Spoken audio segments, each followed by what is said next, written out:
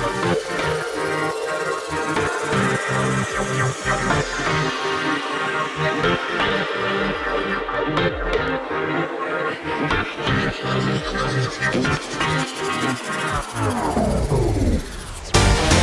going on, guys? It's Mitch Maths here, coming at you with another Rate My Ride Road Series edition. We're out here on the Mount Dandenong Tourist Road, so out near Ferntree Gully. We're at the Ferntree Gully end, heading through towards Montrose. Yeah, so that's where we are, out in the eastern suburbs, about 40-50 k's from the CBD. So once again, always starting off with our starting criteria of accessibility. So once again, 40-50 kilometres out east from the CBD. Fairly mid-range accessibility, more accessibility than the Twistiness Emerald Road, which I'll point out the turn off to that in a little bit. And Mountain Highway, once again we'll pass that. I'm not sure if we'll still be recording by the time we pass Mountain Highway, but obviously I'll point that out.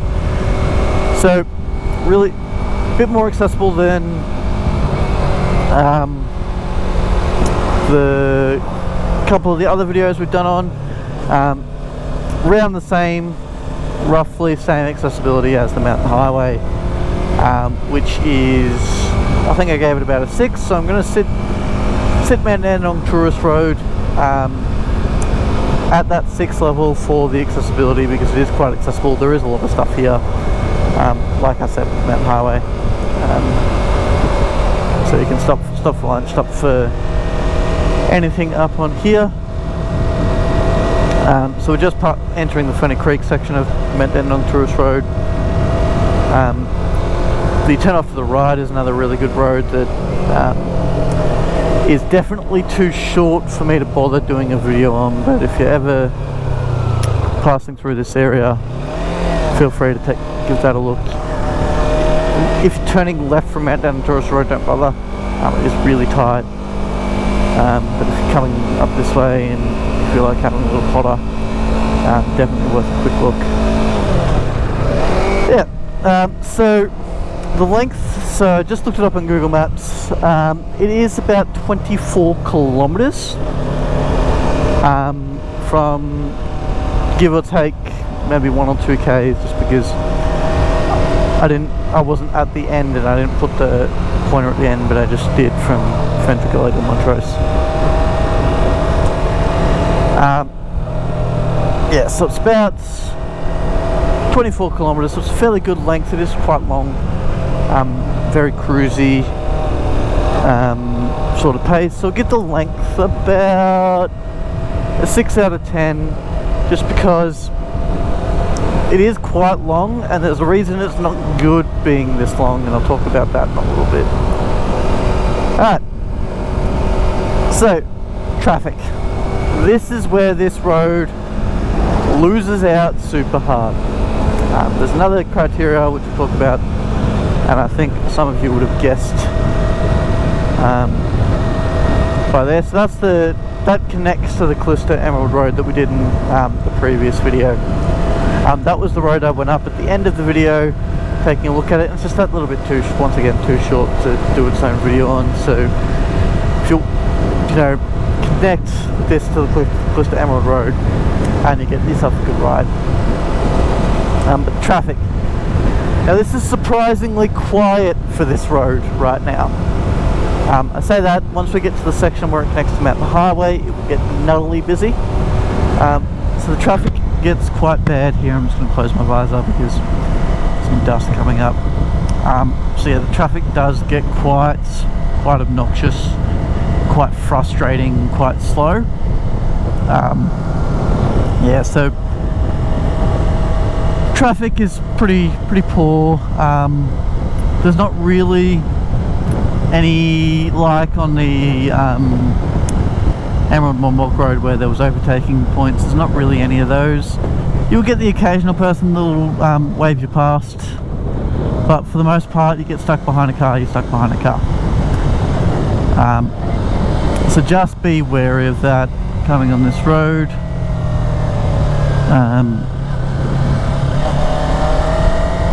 Yeah, the condition, look, as you can tell, I should actually give the traffic a number. I'm always going to sort of forget that. Traffic, probably a 1 or a 2. It is very busy on this road. It is called Tourist Road for a reason. Yeah, so the traffic sort of does bring a bit of a downer on this road. It can be quite busy. Signs like this are very commonplace. So the mountain highway is just there, so this is where the mountain highway comes out on the Mount Dandenong end. So this is the end I started on at the start of the first Rate My Ride video. If anyone's clued on, I've actually done all the filming today. For that, all the Rate My Ride series has been filmed today. Obviously I'll scatter them out, as you would have already been able to tell, because this will be out a month or two after first episode. Yeah, so traffic 2 out of 10 at most.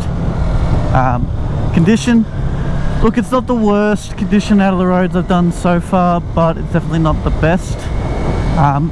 This is like mountain highway that really affected by storms, so more or less just don't come out here straight after a storm and you should be good, but there's generally some leaves in the middle of the road, so there's definitely some stuff you need to be careful around and aware of as you're riding.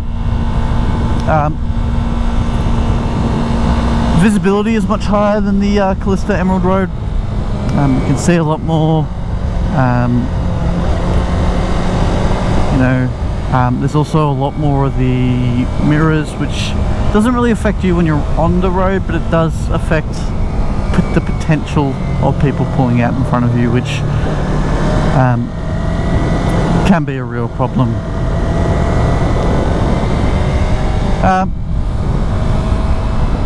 What else is there to talk about in terms of the conditions? It doesn't get a lot of sun, so like I said with some of the other videos, can be a bit of an issue. That's a good road to pull on once again. Another road that's a bit too short to do. Yeah, so what else is there to talk about? Conditions, or can I go to a rating? But the road itself, like the quality of the tarmac is actually quite good. There's not too many potholes or weird little notches in the road, or those weird metal plates that you're seeing in roads these days with the screws in them and all of that. There's not too many of that, so that's quite good. So I'm probably going to go, let's say a 7 out of 10 for the conditions. Don't think it can get much, at least considering it's on a mountain, it's not going to be any better than a 7 out of 10, just because there's always going to be debris from trees and things like that. It's very hard to find windy roads that aren't in mountains, purely because, well, the only reason for there to be a windy road is to go through mountains.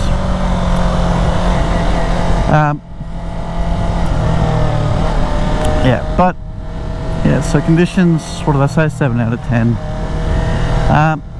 Twistiness I think is next. Let's just double check. Yep, I'm actually just doing this straight in the order I've got on my little reminder as my background on my phone that I changed to do it on.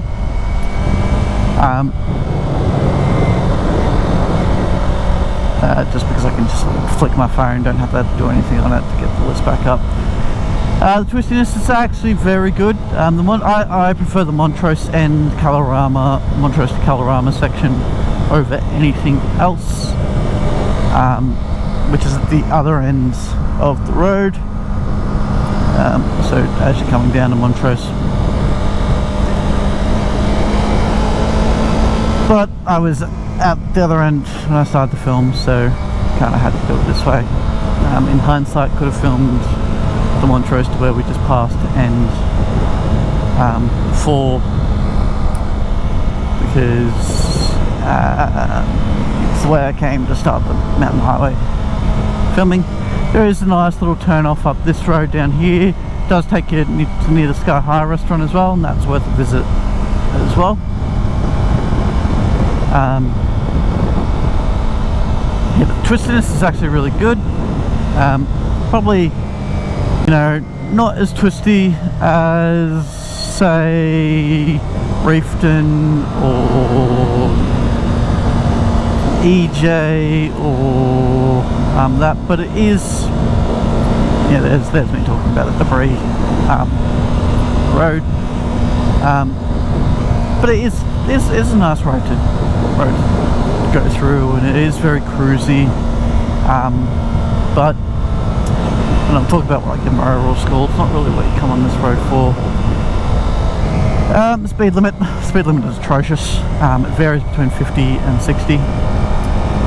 Yeah, so don't expect to be flying through here, and you can't really fly through here because there are so many cars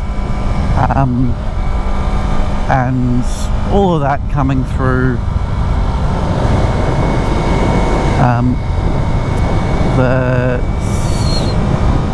It's just not worth it. You know, it's too risky. There's a chance someone will pull out on you.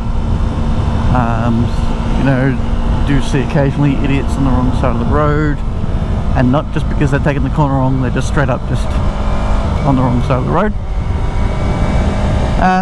Yes, the speed limit, I'm gonna give it like a 3. It is quite low, but there's a reason for it. But it is not a fast road by any means. But that's just something to be aware of. So we're up to the overall rating of the Mount Dandenong Tourist Road. So what have I given? I gave the Calista Emerald Road, I think, a 7. Oh, I missed Chainability. Chainability, this is where this road thrives. How did I miss? I obviously just straight up apparently ignored that. So before Chainability, this is kind of like the, you can access so many good twisty roads from this road. It is ridiculous. Like I've already pointed out, 3 good roads, 4 good roads really, and that's without actually leaving Mount Dandenong Tourist Road. So yeah, there's plenty of really good roads coming out here. If some of them were longer, they would get their own videos, but some of them just aren't long enough by any means to bother getting their own videos there. I will be making like a sort of a road rider's guide to Victoria periodically, where I'll be designing loops and rides that involve sometimes the roads that I put in my videos and sometimes just their own sort of roads. Yeah, that'll be coming soon, and I just thought I'd do that because I want some suggestions for that. So it'll just be like an online document that you can just read. It has the map, has you know, duration and all that stuff of the entire trip. Yes, Chainability, this thing is sitting in 8 or 9. There is too many roads coming off this to not give it an 8 or a 9. Back to overall, so where this really thrives is, you'll notice it's very picturesque around here, and we're about to hit a nice lookout that, if you haven't stopped to take a photo of your bike at this lookout, you haven't been on this road. Right, so just on the right here. I've stopped here too many times to count, so I'm not going to bother stopping. But it is a very nice scenic lookout, worth the trip just to come and chill out here. Never been to the cafe that's on the opposite side, but apparently it's pretty good. So yeah, in saying that, unless you're in for just a nice cruise, Mount Dandenong Tourist Road's not really the road for you. And dude, I'm going above the speed limit. What are you doing? So I'm probably going to give it a 5 out of 10 overall, just because yes, it's got all of it's going for it, but the negatives just drag it down way too much.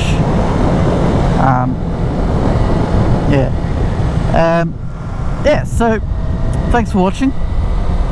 So this is the Mount Dandenong Tourist Road. Once again, you'll have seen the map, and I'll pop the map up now again of where we are. And I will do a little time lapse of the rest of the road, just because we haven't covered all of it yet.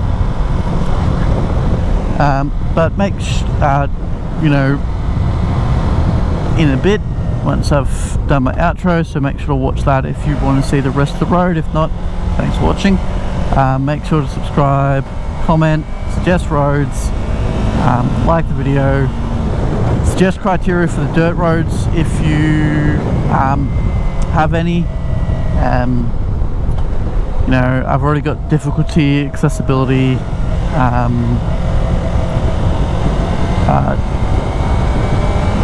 chainability, but it'll be slightly different. It'll just be kind of a flexibility,